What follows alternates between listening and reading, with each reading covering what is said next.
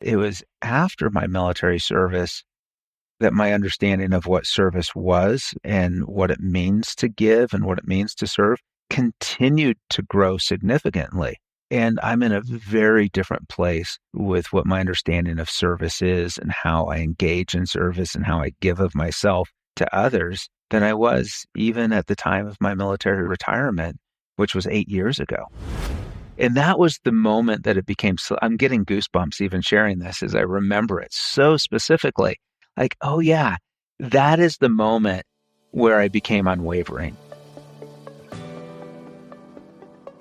Welcome to Inspire Someone Today podcast, a show where we dive into the stories and insights that has the power to create ripples of inspiration in your life. I'm your host Shrikant, and I'm thrilled to be with you on this journey of inspiration.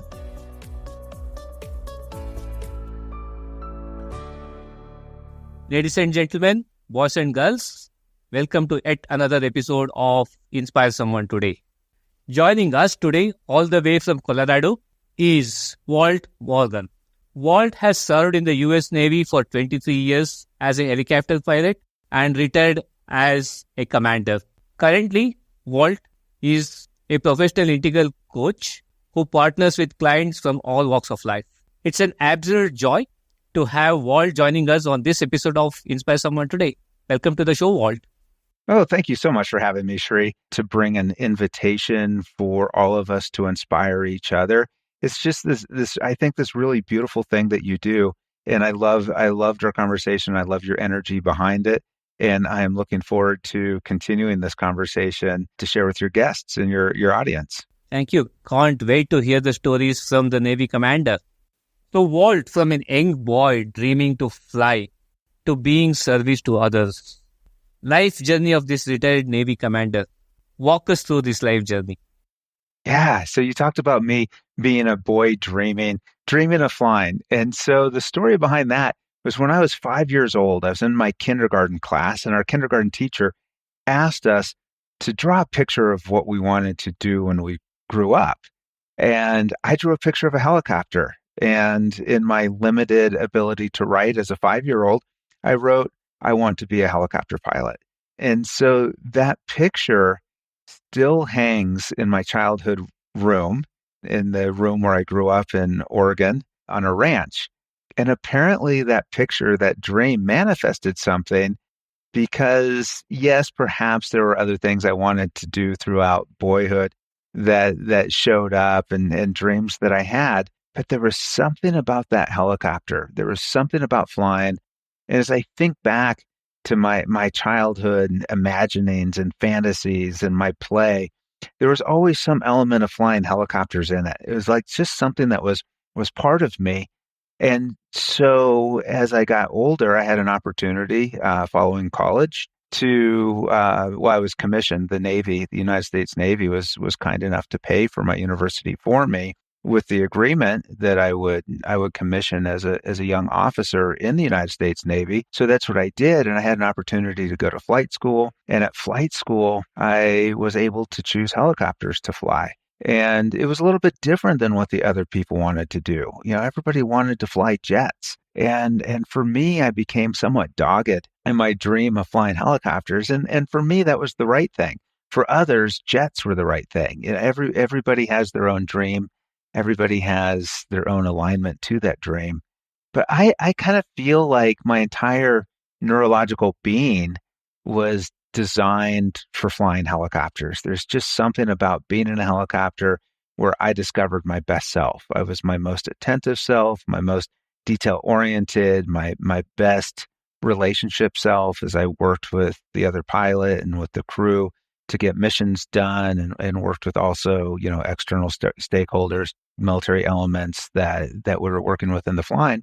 So it's just what I was supposed to do. And I feel really grateful that I was able to do that for a long time. I'm grateful that I was able to serve the, for us in the United States Navy, we're serving the Constitution of the United States. That's what we take our oath to. But it was an introduction to service. You asked about service specifically.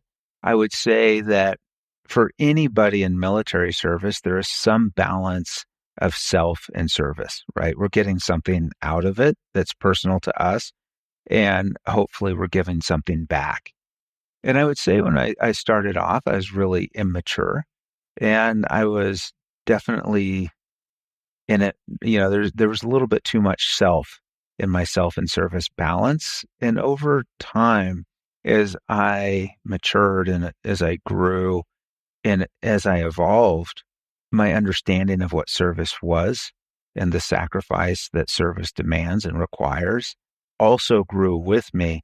And I became somewhat more willing to sacrifice and to give in my service and to forget myself or get out of my own way in that service. And that took time for me. Some people jump right in and they have that service instinct really, really early.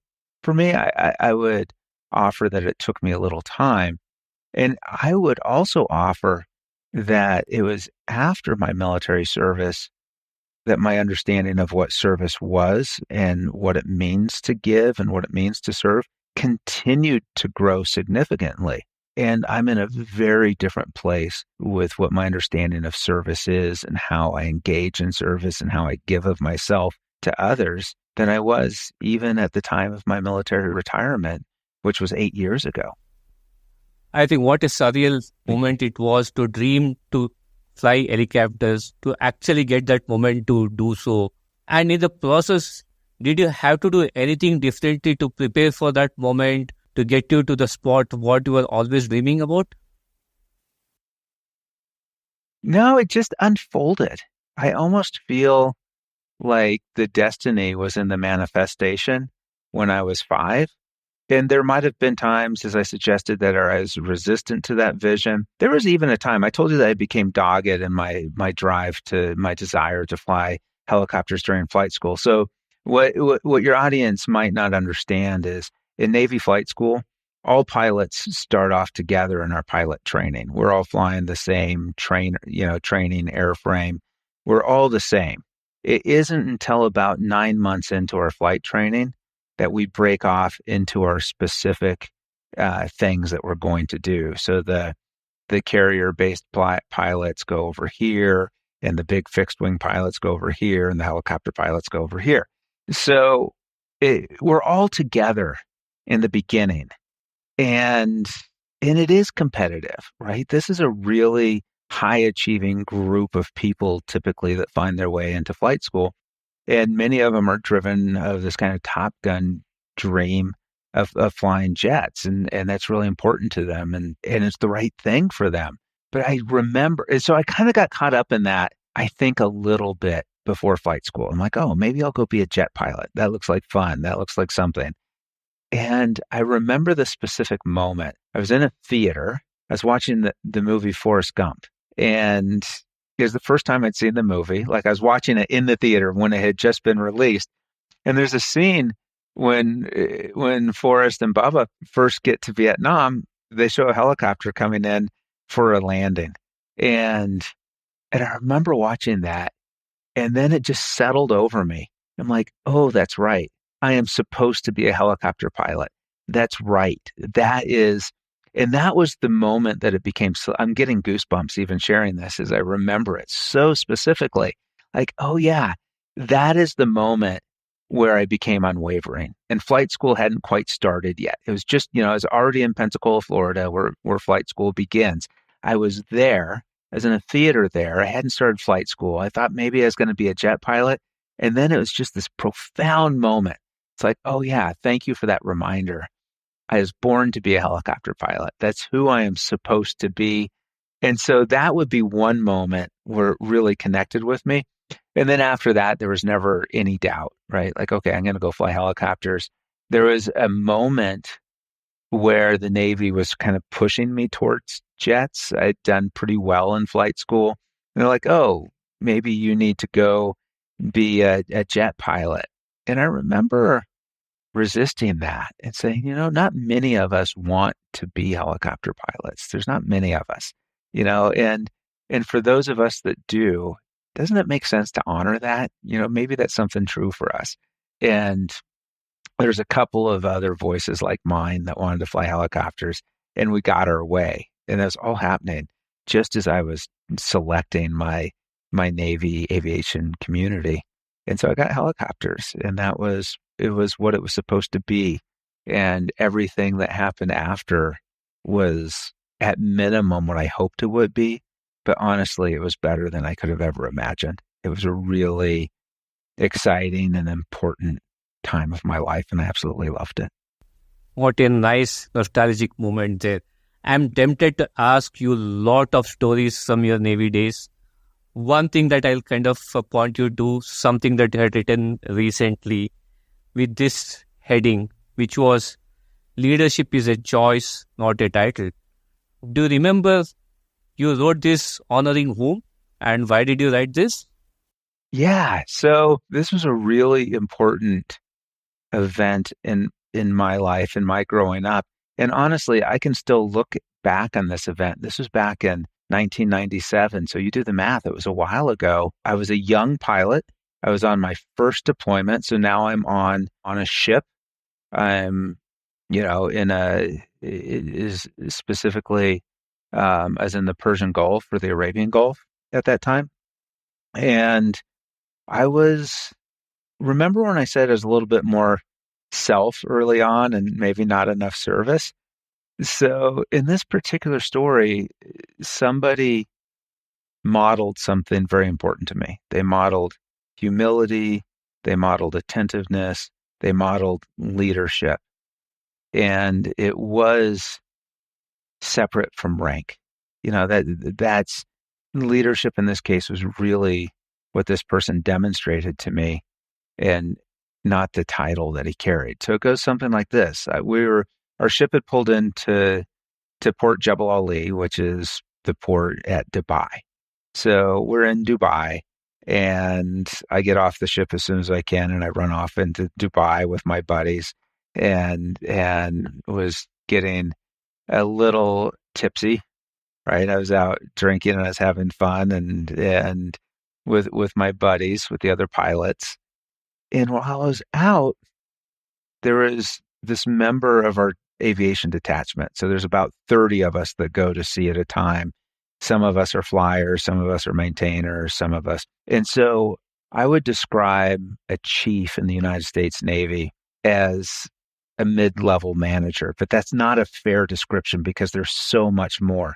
They're such a powerful force. But what they are sailors that have achieved a certain seniority that gives them perspective and authority, mostly just by who they are and their association with the chief's mess. So I don't want to get bogged down in details too much. The story goes like this.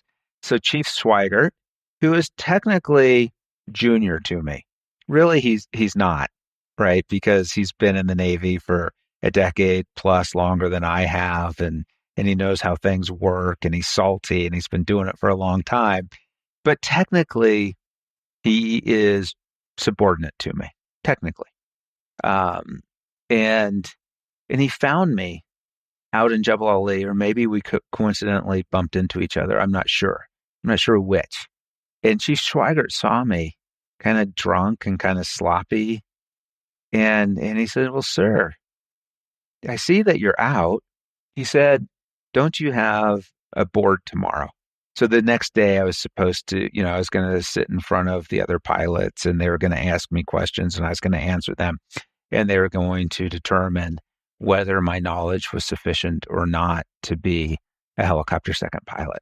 So I had a board the next day, as Chief was pointing out. He said, "Sir, don't you have a board tomorrow?" I said, "Yeah, I do. I'm going to crush it, right? Like I know this stuff inside out. It's going to be great."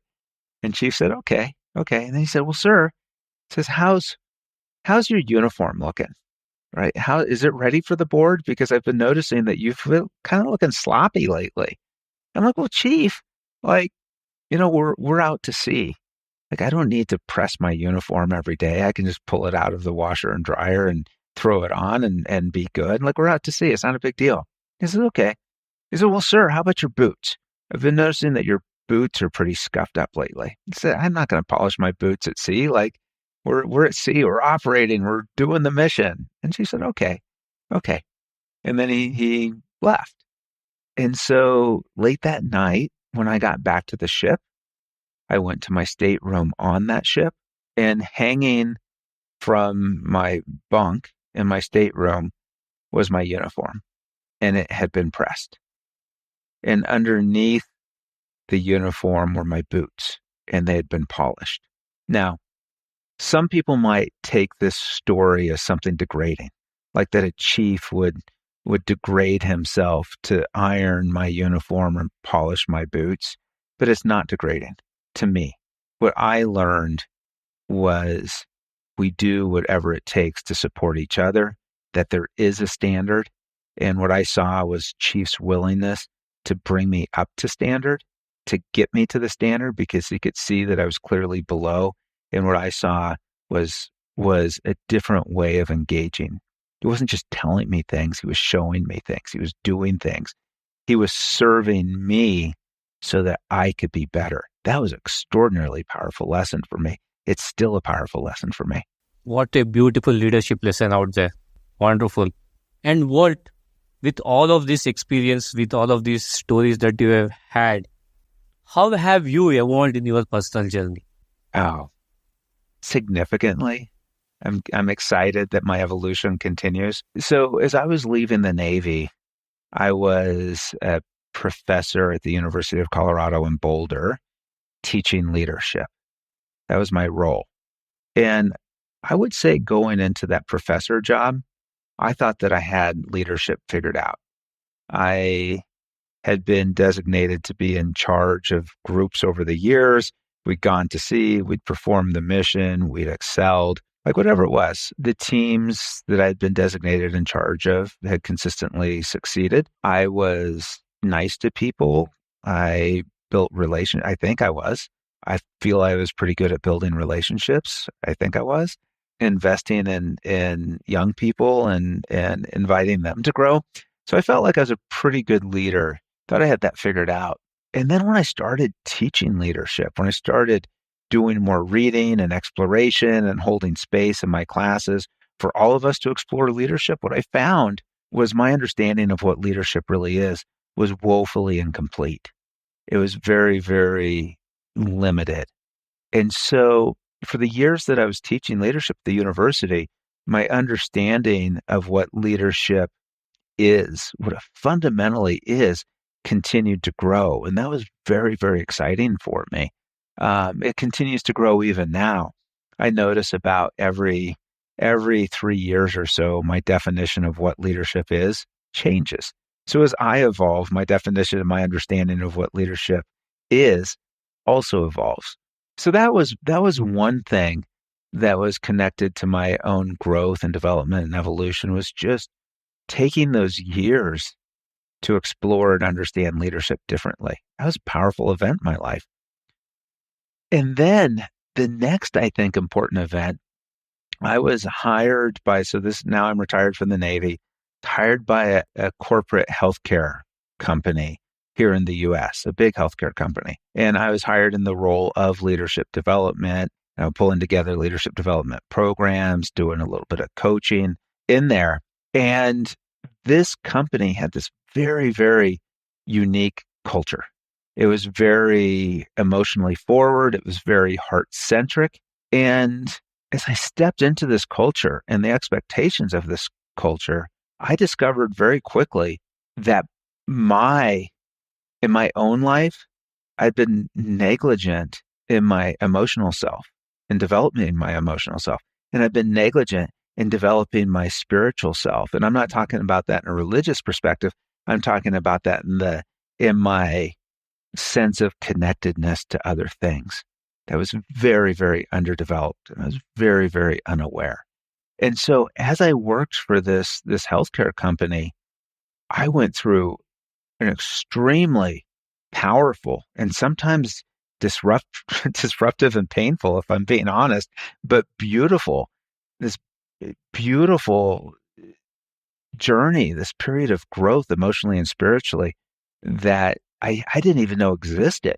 I didn't even know that these realms existed as powerfully as they did until I began to experience them.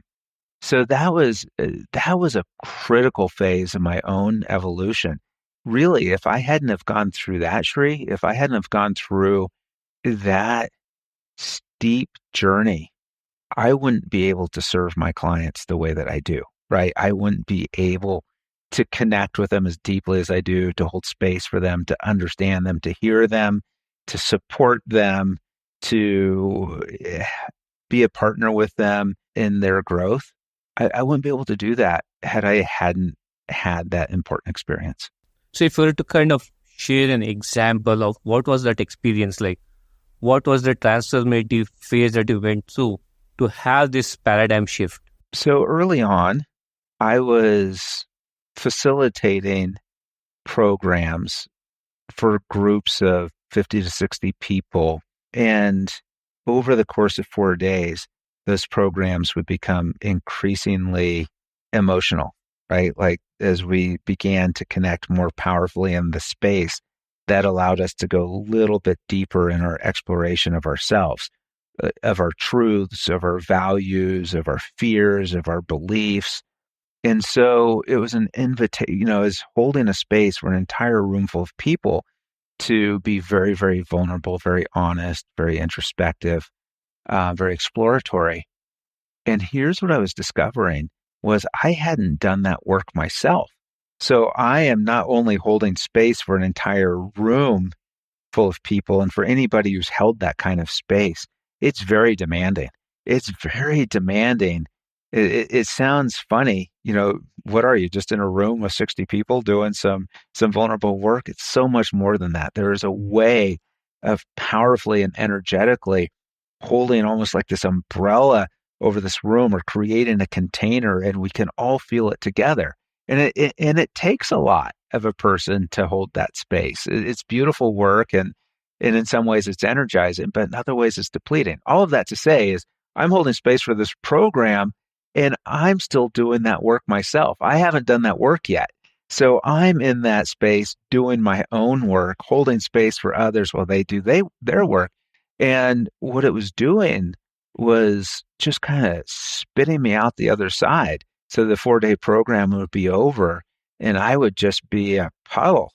I would just be a puddle of human wreckage that was completely depleted from the work that I just done. But I also felt the beauty and the power of the work. It was just so depleting to do all of that. And I would say, and I was with that company for over 3 years, but I would say for the first year, I experienced that a number of times. And I was finding things about myself. I was discovering my fears of failure, my fears of rejection. I was discovering my relationship, like a triggering relationship with my perception of disrespect. Like all of these things that, as I looked back on 20 years, 25 years of my life, that had been getting in my way and creating pain and disruption in my relationships, I was kind of discovering them one at a time and building relationships with them. So by the end, I'm still discovering new things about myself and still overcoming them and transcending them. That hasn't ended. But I would say during that first year with that company, it was very, very pronounced what I was going through. I can visibly see how energized you are talking about this whole stuff. I'm sure this is part of your integral coaching methodology. And I also heard you referring to this word depleting multiple times. And in the day and age that we are in, with so much of changes happening around us, so much of demand that is on the workforce, if you were to recommend some strategies for the young workers particularly, how do they employ some of the strategies from your coaching to manage, say, stress, to manage their well-being? What would those strategies be? Yeah. So for one thing, I would say everybody's on their own unique journey. And that's what I do as a coach. And the one-on-one work I do is I discover what's true for them and what's personal to them and what they want to achieve and why that's important to them and what becomes possible in their life, in their work, in their focus, in their relationships, if they do achieve that. So one, it's difficult to make generalizations because the work is so specific to the human being that's in front of me that I'm a partner with. Having said that, as I work with individual clients and as we uncover the thing that's getting in their way, maybe they're too reliant on others for their sense of value. Maybe they communicate too aggressively. Maybe they struggle feeling grounded and through change. Maybe they're too deeply influenced by feedback. Maybe they need consensus to feel safe. All of my clients have a different desire. All of them have a different opportunity to grow that's important to them. Here is what's common, though, Shri. At the end of that period of growth, they will feel more in control. They will feel more grounded. They will feel more focused, capable, confident, more comfortable in relationships. Like that's the common outcome. How we get there is really unique to each individual. It's their journey that I support. I am an integral coach, as you mentioned. So I do hold this methodology that supports that journey of growth, right? It's really effective, but the journey itself is tailored to that unique individual and what's important for them, what their opportunities are. So I've said all that, and I think it's important to say, you're talking about depletion. And what I think I heard from you, Shri, is what is it that I can offer to your audience right now that can help them right now without having to go on a 6-month coaching journey?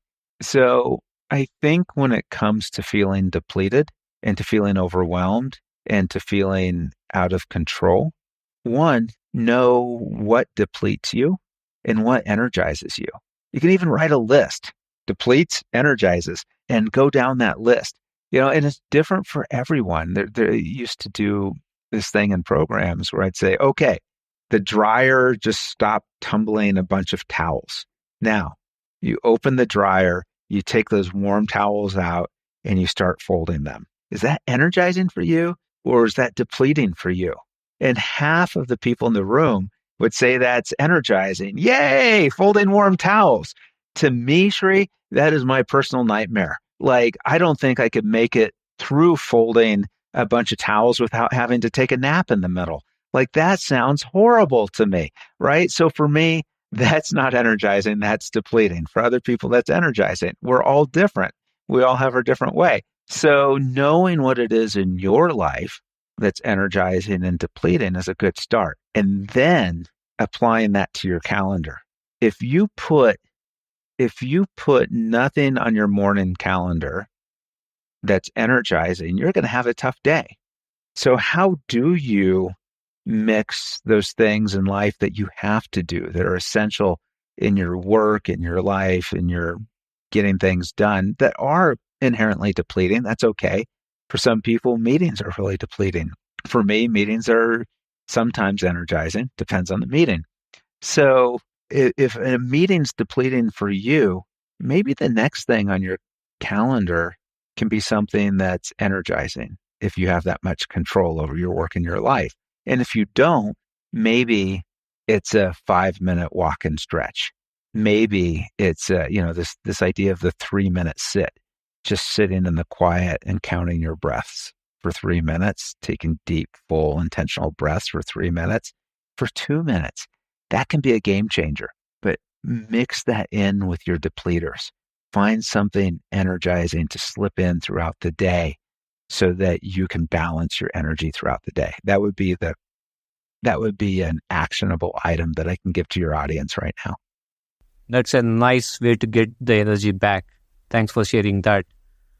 For a commander who has flown helicopter for those many years, this is natural, but I want to ask you this. What is translation and lift? What does it mean to all of us? Yeah, what a great question. So the name of my coaching company that Shri is referencing is Translational Lift. And honestly, Shri, like Translational Lift is both the best name for a coaching company and the worst name. It's the worst name because nobody knows what it is and nobody gets it right. So if I was doing it all over again, I'd probably name my company Walt Morgan Coaching instead of Translational Lift Coaching. But it's Translational Lift Coaching. Here is what it is. When a helicopter hovers, it creates this like really disturbed air. Like it's, you can imagine it. The helicopters hovering are a violent thing, and all of this air that it's pushing down just goes right underneath the helicopter and it bounces right up into the helicopter. So it actually takes quite a bit of extra power to hover because of the violence of the air that we create when we hover. As we transition to forward flight, there's a very pronounced moment, usually about 20 knots, where we escape that bumpy air that we created, right? We're creating this turbulence. We're creating these inefficiencies. And as we transition to forward flight, we actually escape them. And there's this very pronounced moment where everybody in the helicopter can feel it, where it goes from bumpy, bumpy, bumpy to smooth. And then all of a sudden you can feel that power come on. And to me, that's the best metaphor for coaching, is this idea of all of this disturbance and all this disturbance that we create in our lives, being able to move past that into the smoothness and the power and the quiet and the freedom. It's just such, as a helicopter pilot, such a good feeling to move past translational lift. And as a coach, it's such a great feeling for my clients to move past that too. What a lovely metaphor there, right? From the bumpiness to the smoothness.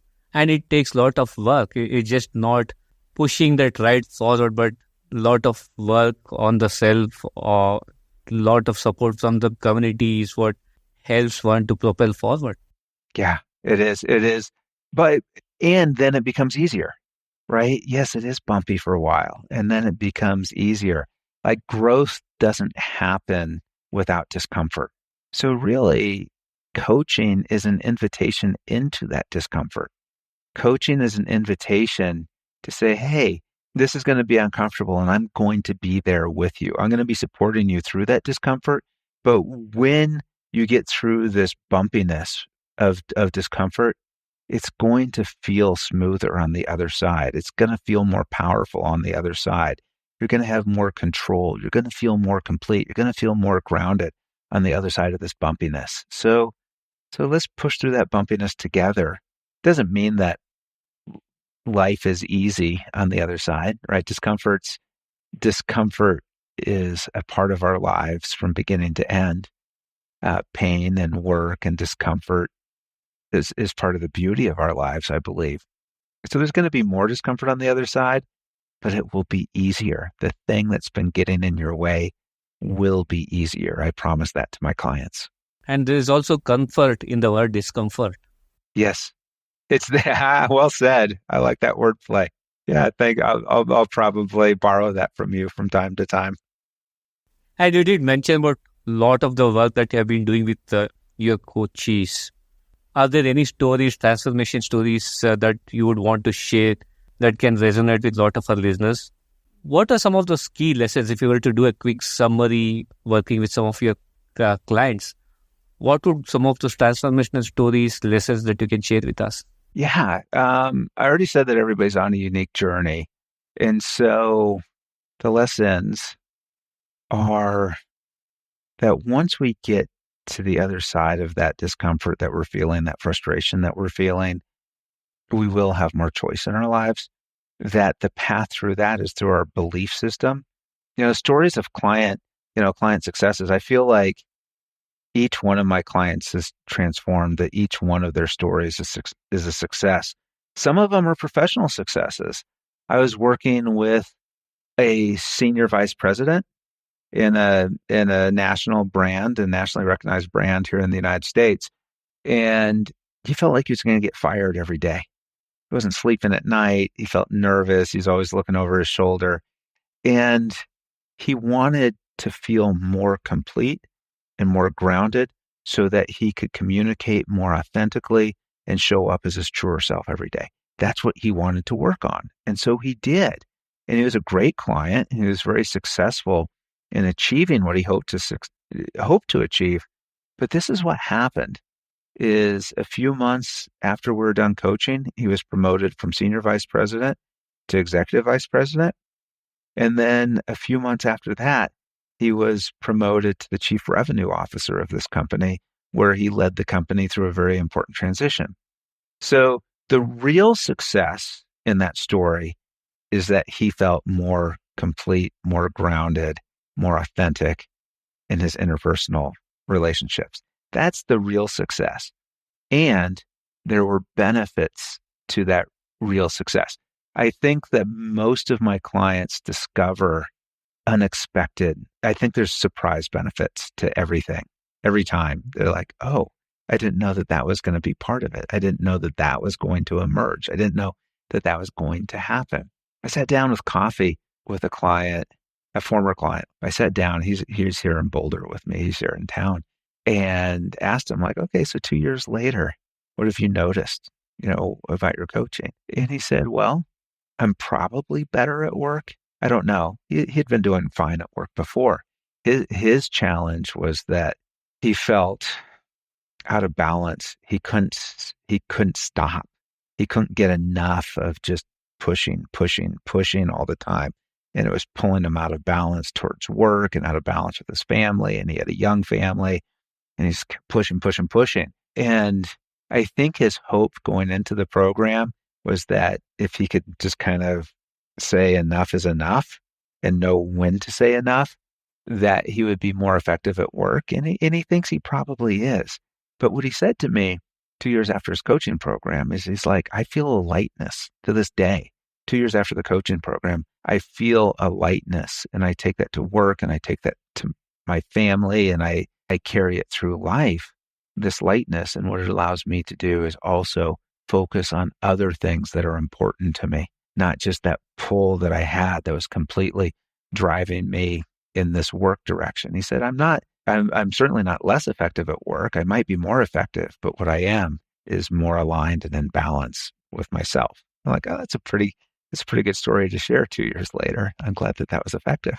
Yeah, it's a powerful story. The heightened sense of self-awareness that you have when you kind of reflect on this is so powerful. Yeah, it's a different journey for everyone. I use metaphors a lot in my coaching. So I use the current way metaphor. This is the metaphor that describes how they're feeling right now, right? So it's metaphors like the reluctant hot coal walker, or the tethered hummingbird, or the complex eddy, or I've got 80 of these current way metaphors, like how they're showing up right now. But imagine what it would be like to be the reluctant hot coal walker, like every day feeling that if he didn't get the consensus of everybody on his team and he had to move forward without consensus, it felt like walking across hot coals for him. He's just like gritting his teeth because he was so afraid to be without consensus, right? So those are sort of the metaphors that are at the beginning of a coaching journey. Every client gets their metaphors. And again, I've got just dozens and dozens of these. The urgent locomotive. Imagine what it's like to be the urgent locomotive, just always trying to get to the station on time, pulling everybody with them. The energy it takes, but that kind of sense of go, go, go. That's part of that. So again, everybody has their own metaphor. And then they have a aspirational metaphor, the metaphor that becomes part of them by the end of their coaching journey. And it might be the resolute oak, or the respected sports coach, or again, I just have dozens and dozens of these things. I'm trying to think of good examples. I have so many. the confident roundabout. Like some of these are just really, they're so specific to the human that's bringing them on. But now you can kind of picture the journeys a little bit from one place to another. Yeah, it's so lovely. You kind of make it personalized as well. It's very personalized. Wonderful. I don't know what metaphor would you want to add to the conversation that we are having so far. This has been just fantastic. Serene conversations is what I would say. I feel like we are rafters on a placid river. That's how I feel. Like I'm feeling like you and I are on a raft going through some beautiful countryside. Not too many rapids, just kind of moving along. And having a great time together. Exactly. Here we are with Walt Morgan and the Power of Three round. Walt, the first of the Power of Three round question. If we were to have three individuals you would love to have lunch or dinner with, who would those three individuals be? Well, one I get to do every day, which is with my family. Is that a cop-out? Is that cheap? I really, really enjoy our family dinners. So one is just with my wife and two teenage children who are a joy in my life. Oh God, inspirational. And now I'm thinking of like these really inspirational, courageous people. Like the Malala comes to mind. Like I think I like stories of courage and purpose, like people who pursue purpose against the physical odds, and having been shot in the most terrifying way and then continuing a commitment to a larger calling, to me is really powerful. So Malala would be on the list. Oh, I'd be so honored to dine with her. And then Obama, just because the former president of the United States, just because I heard a interview with him not too long ago, and it just kind of scratched the surface of my curiosity of things that he knows that I want to know more about, both about present political climate and past. So those would be my three. Okay, good start there. Three daily practices or mindsets that you believe a lot of our listeners can be benefiting to develop around resilience and adaptability. Number one, fold warm towels if that's something that energizes you, but don't do that if it's not something that energizes you. Honestly, joking aside, I would say put down all the electronics for a while.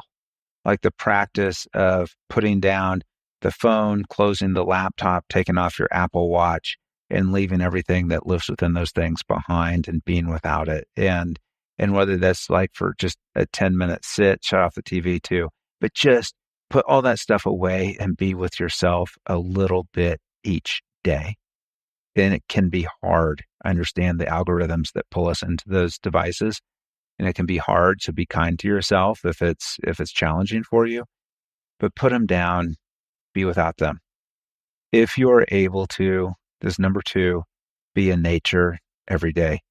Be outside in a way that allows you to be present to nature. And for me, sometimes if I feel I can't be present, it sounds a little strange, I'll actually touch a tree. I'll touch the leaves, I'll touch the bark, I'll take a breath, and then I'll look out to the horizon and notice all of the natural systems that I'm connected to and part of and within. So just be in nature, notice nature every day would be number two. And number three would be the practice of gratitude. Every night at dinner, each member of our family takes a turn saying three things that we're grateful for in that moment. And we go around the table. And even if we're not dining with our family or Malala or with Obama, even in our own life, it's even better if you put pen to paper, write down three things that you're grateful for right now. They can be big things. They can be small things. It doesn't matter. Just connect to your gratitude. I think that's a powerful way to live. Walt, if you were to give three pieces of advice to your older self, what would those three pieces of advice be? Continue to grow and evolve. Don't ever settle for who you are, would be one. And future self, remember what it's like to be young, not with regret, but with joy in the journey. Remember what it's like to be able to move and to have mobility and to have energy and appreciate it, but not in a way that holds you back. And continue. Like, I feel like this is something that I do well now, but I would still offer to my older self. Make peace with the journey. As somebody who's kind of, I'm age 54, so past the middle point of the journey. It's a beautiful journey. It's a beautiful journey to be a part of, and continue to make peace with the journey and understand that it was what it was supposed to be. If there are 3 micro experiments that you would recommend our listeners to practice, what would those 3 micro experiments be like? Practice or, experiment with posture. So this great thing in coaching that I've learned as a coach and I've been taught as a coach, that everything that all of our growth starts in the body and kind of ends in the body. It does kind of a loop. And so as you imagine how you want to grow and how you want to be, experiment with posture. If you engage with people at your desk, sitting down with your arms crossed, practice standing up tall, putting your shoulders back and looking somebody in the eye. Like, begin your journey with posture and see what's different. See what works. Another micro experiment is sharing more about ourselves, being more vulnerable, be open to that, and notice what happens when you do. Maybe you feel more connection.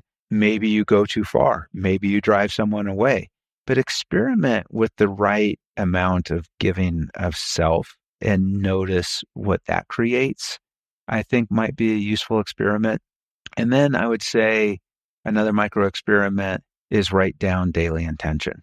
Today, my intention for the day, put pen to paper. In fact, pen to paper is an experiment, micro experiment in itself. Experiment with putting pen to paper and notice what happens. I actually do this.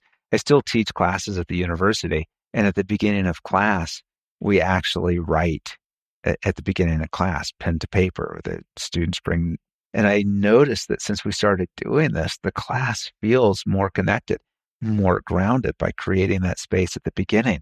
So a micro experiment for you might be to notice what happens when you put pen to paper more often. Wonderful. Those are very nice, very unique set of micro experiments. The last of the Power of 3 round, Walt, is 3 book recommendations in the area of leadership. Okay, so one that I come back to all the time is Sebastian Junger's Tribe. Tribe is a quick read. You can do it in one sitting, essentially. The premise is we are at our best when we are together in groups facing hard things. And that's what we seek as humans. It's how we show up our best as humans. So Tribe would be one. 2 would be something from Harari, probably. Sapiens would be a good place to start. Sapiens would probably be the best one. 21 Lessons for the 21st Century can be a good one too. But just kind of an anthropological or historical view on that informs ourselves is a good one. Man, it's funny. I know one. Amy Edmondson's Fearless Organization. So Amy Edmondson is the researcher behind psychological safety, and her book, Fearless Organization, is a really good primer on psychological safety. Wonderful collection. Walt, thank you so much for being a sport and sharing some wonderful, wonderful insights in this Power of 3 round. So just before we got into Power of 3 round, we did briefly touch upon an element around failures. And somebody who has seen hardships, somebody who has seen failures in very, very close quarters, I would want to draw your attention on what has been the learning from failure lessons for you. Any stories, any anecdotes? Well, this is one that's really present to me because I actually wrote a LinkedIn post on a failure the other day and what I learned from it. Yeah, I mean, failure is such a part of our lives. It's such a part of my life. And I could point to some military stuff, maybe. But the one I'm present to right now is something that happened when I was turning 50. I wanted to run 50 miles when I turned 50, like to run a 50-mile race. And I started training 2 years before running that race. And so I go out, most days and run 10 or 15 miles just to kind of create the foundation of what I was going to need. And after doing that for almost 2 years, shortly before I turned 50, my body just started falling apart. Like my feet began to feel so bruised I could hardly walk. And then I tore a meniscus in my knee, and my running days were essentially over at that point. And it all happened just on the eve of my 50th birthday. And so what I learned on turning 50, on kind of that milestone birthday, was that I don't have to run 50 miles, right? It's okay. It's okay to not run 50 miles. And that doesn't mean that we shouldn't set these incredible goals that challenge us, that we shouldn't set important things that allow us to do things that we didn't even realize we could do.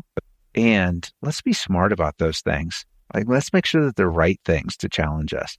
It doesn't have to be running 50 miles. For some people, running 50 miles might be the right thing. For me, it was not. So that wasn't the right goal, but I learned a lot from the failure around that goal. Oh, what a powerful lesson out there. Walt, this show is all about creating ripples of inspiration. Just like how I ask all my guests, if there is one Inspire Someone Today message for all of our listeners, what's Walt Morgan's Inspire Someone Today message? My message of inspiration today is that we have today, that the unlikelihood that all of these cells that are us would form together to create us, the incredible chain of events for us to even exist, is an inspiration in itself. All life on this planet sprang from a single event 3.5 billion years ago. All life is shared, all life is connected, and somehow we were selected to be a part of it in an uninterrupted chain from that original event 3.5 billion years ago to this very moment right now. What an opportunity. What a gift. And the day that we have ahead of us, what is possible with that day? What can we bring into this world that makes ourselves better and makes those around us better? It makes everything better. What an opportunity. What a gift. What a gift. What a gift for all of us listeners to hear this wonderful story of a boy who dreamt to fly an helicopter and who eventually did that. Climb those summits, have peace.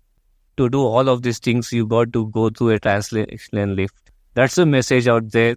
Walt, thank you so much. It's been a joy having this conversation with you. I've enjoyed it as well, my friend. So thank you so much, Sri. Thank you for joining us on this episode of Inspire Someone Today. This is Srikanth, your host, signing off. Until next time, continue to carry the ripples of inspiration. Stay inspired, keep spreading the light.